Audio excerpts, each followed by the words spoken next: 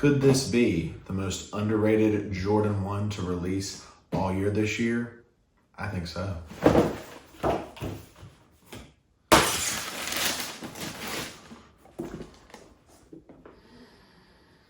Smells underrated. What's up, everybody? It's Blue from Blue Shoes, and today we're here for a sneaker review on the Jordan 1 High in the Bred colorway, the Satin Bred colorway, I should say. Yeah, I think these shoes are super duper underrated. But before we get into the shoes, first I want to go over the box. Obviously, this is technically a women's release, a Jordan's women's release. The box, as is usually the case with those, is red and black instead of black being the primary color and red for the men's releases. Also, inside of the box, there was a couple of extra goodies with this pair. There was like a little Jordan tote bag, but it's like really small, so I don't really know what you would use it for or how much you would even put in this thing, but hey, it's cool that they added in little extra details and items for you. That's pretty cool. And of course, the other thing in the box was an alternate pair of laces. In case you didn't like that black, you do have a pair of red shoelaces that you can sub out if that's kind of the look you're going for.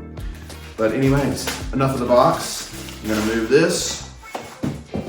Now, let's get into the shoes themselves. Again, this is the Jordan 1 High in the Bred colorway, done with a satin material. This is, again, as I mentioned earlier, technically a women's release of Jordans. However, even though this is technically a women's release, it's not like this is a women's colorway. I know some would think because it's, satin, this was something that was really made for women, but it actually released for men originally in 2016, I believe. And they were very limited. There were numbered pairs that had specific numbers of how many were made. So they were really rare. They were super hot, sold for crazy on resale. I think right now, actually, they're like $2,000 a pair on resale, which is why it's kind of crazy, because these pairs right here are actually sitting in stores. You can still, right now at the time of me recording this video, go find these at like Hibbett Sports. Actually, you can get them for resale on StockX for the shockingly low price of, I think in my size, it was maybe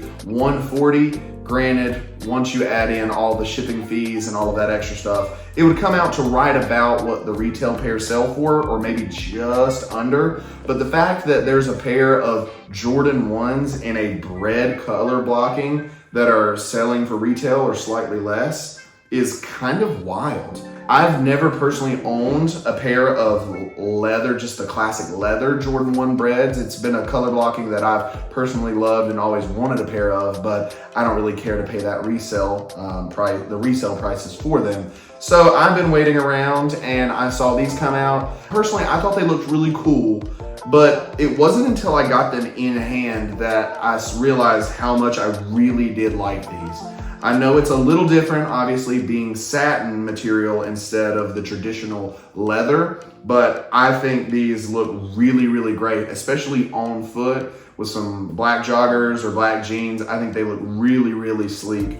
They look really, really cool. They're not as shiny as patent leather, but they do have a little bit of shine, a little bit of gloss. Now let's get down to the materials of the shoe. Obviously, as I mentioned, it is satin that we have covering all of the outer pieces of the upper. However, I will say it's not like a super soft feeling like it's going to just squish so easily when you put pressure on it. There's actually something else, not entirely sure what, attached to the satin that is making it more sturdy.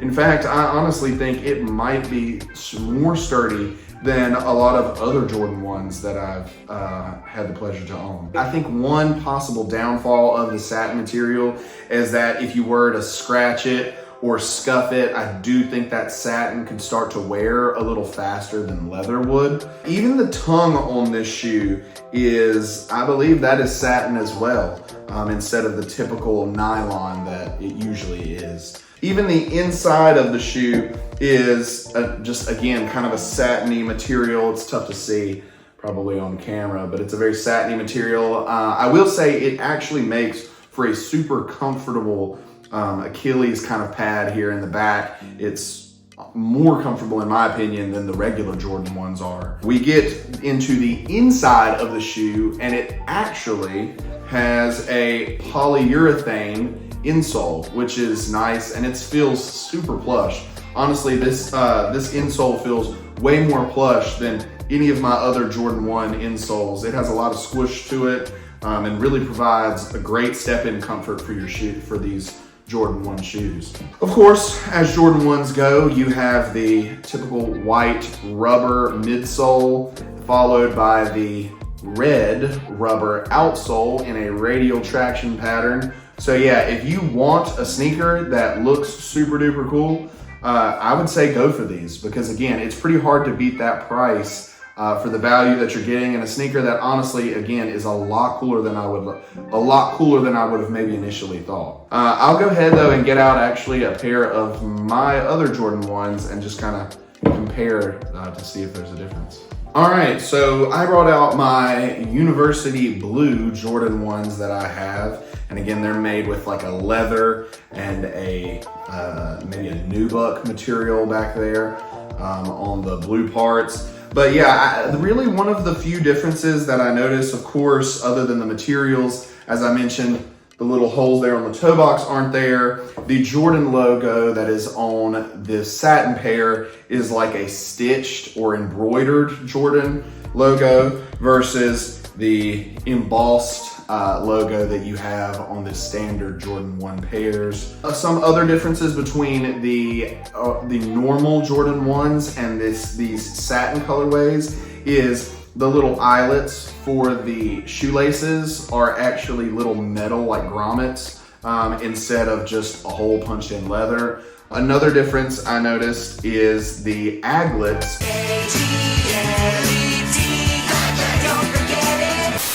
on these are actually metal.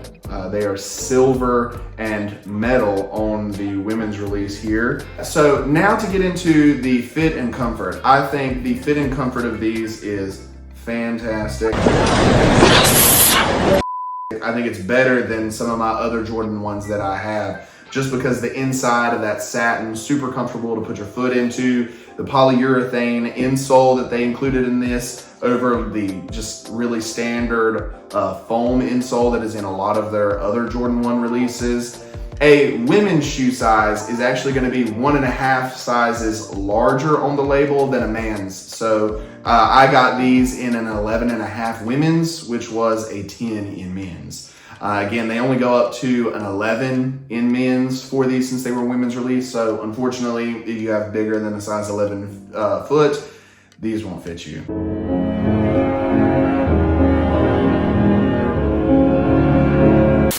Unless you would really just want to cramp into a smaller size shoe. So that is the one drawback of these. But again, they were made for women. It just happens to be us men with average or smaller size feet get to enjoy these. I think that's a bit about all I have for these. Let's ask the wife what she thinks of these. I will say my expectations whenever I was looking at the picture of these was not very high, but once I saw them in person, I liked them a lot better. I like how shiny they are, and I love anything that's red. I will say one thing that I would have done differently if I was a shoe creator is I think I would have done the black in the standard, did you say it was leather?